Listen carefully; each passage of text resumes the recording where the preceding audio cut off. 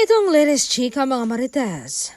Tita Marizal Lac sa Pangilinan, ina ni Donnie Pangilinan, ay may nasabi sa relasyon ni na Donnie Pangilinan at Bel Mariano o tinatawag na Don Bell.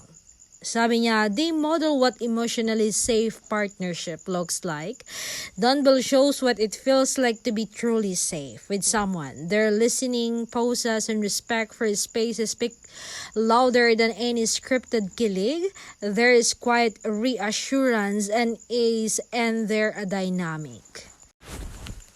And Don Bell remind us that love or partnership in any form does not have to be loud to be powerful. Sometimes it looks like showing up, holding space, and letting each other grow. And maybe that is why their connection resonates, especially in a digital world where we experience them one clip at a time. And it is not built on spectacle. It is built on emotional safety. And that kind of chemistry stays with you and with the fans.